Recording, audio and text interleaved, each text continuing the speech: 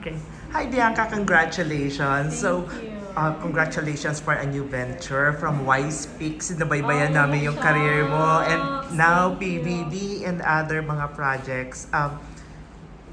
If you're looking back dun sa naging journey mo, how different or ano yung nakita mo ngayon na parang pagbabago when it comes to communication? Because even dito sa podcast mo, di ba? Parang more on you're going to tackle anything under the sun siguro with Paano ba to? So, how different doing podcast? Oh, I'm super different.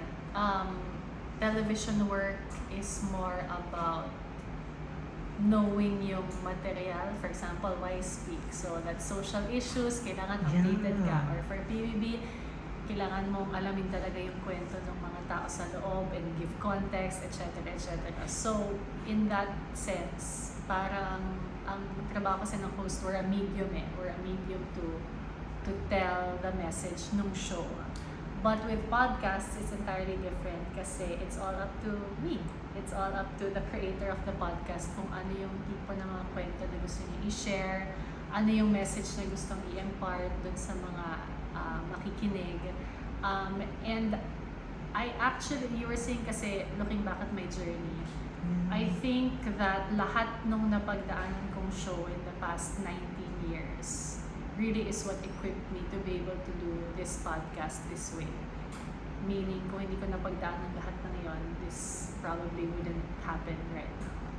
Yeah. Tell us about Paano ba to? Is it something like, parang pag ako narinig ko kaagad siya, parang knowledge channel ba to?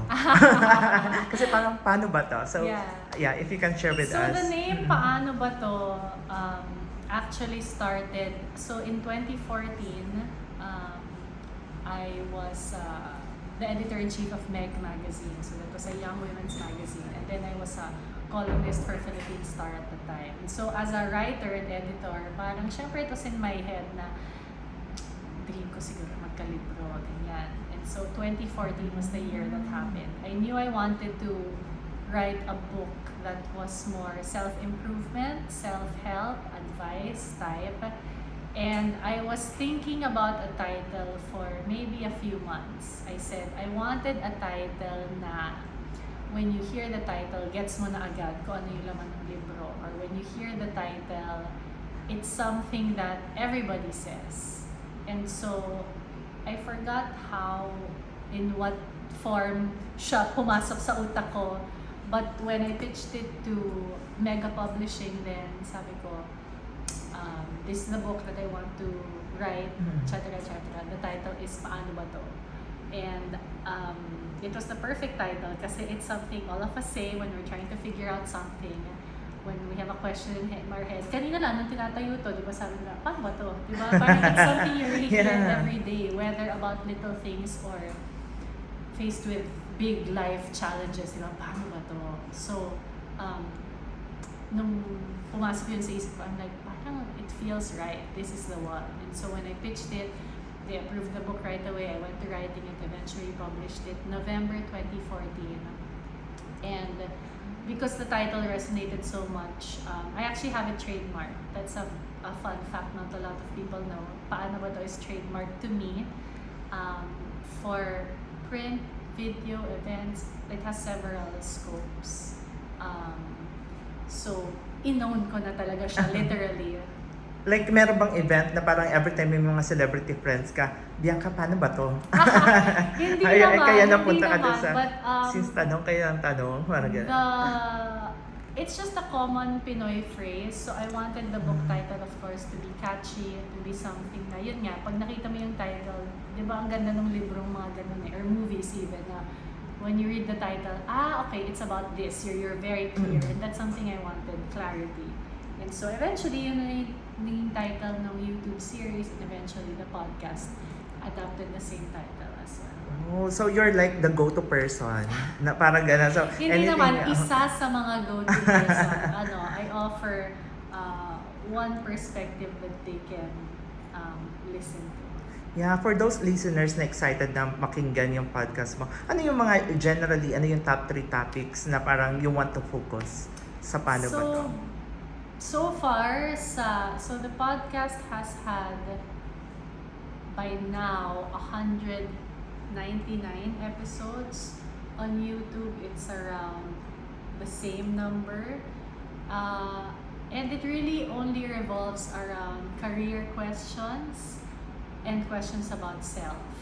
Yun talaga yung mostly tinatakal na paano. Yeah, with that 100 plus na mga episodes, do you have any unforgettable na episode? Dami. There's so many. I mean, a lot of suntok sa buwan dream interviews that I had were through Paano Ba To? I remember that when I started Paano Ba To on YouTube, syempre ang una kong mga in-invite, yung mga madali kong ma-invite because kilala ko sa industriya. But then, I remember, at that time, nagsuntok sa buwan ako, nag-message ako kay Pia Words back. She was already Miss Universe then.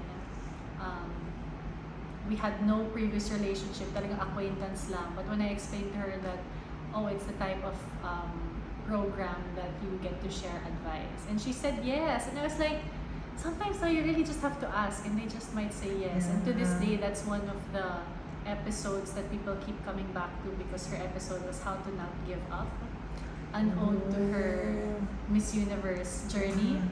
And then eventually, like, more recently, I invited Ma'am Cheche Lazaro to be a guest, someone I have long looked up to, and parang she said yes, and so I'm like, diba, parang a lot, so many unforgettable things talaga and guests on Paano Ba To. Meron ka pa bang nilulook forward na sana mag-guess mo? Oh gosh, a Sa Paano lot. Ba To? Sobrang dami. Kung meron kang like top 3. Wow. Since open na ngayon, kahit anong network pwede. So, yeah. Top 3 guests. I've had a lot of my dream guests, but siguro one dream to invite would be Corina Sanchez. I'd say Catherine Bernardo. I actually haven't had her as a guest. And third, wow, there are so many dream guests, but maybe I'd say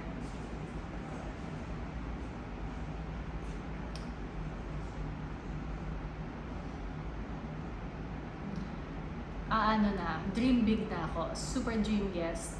Kung mag-guest siya, syempre Michelle Obama na ako. And kung meron kang itatanong kay Michelle, any specific, ano yung paano ba to? Oh yeah, Yeah. I get this question a lot, especially from girls. It's kind of serious. A lot of girls have a problem or are challenged or struggle with liking themselves. Like parang ang hirap daw mahalin ng sarili or ang hirap daw to like who you are.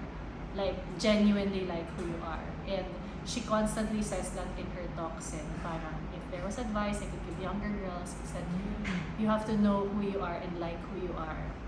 Kasi sabi niya, because I like myself. I've liked myself for a long time. So that's definitely something na gusto kong i-deep dive with her kasi hindi siya madali. Yeah. Diba? It's a journey for every girl, but she seems to have mastered that. So yun definitely yung topic ko with her.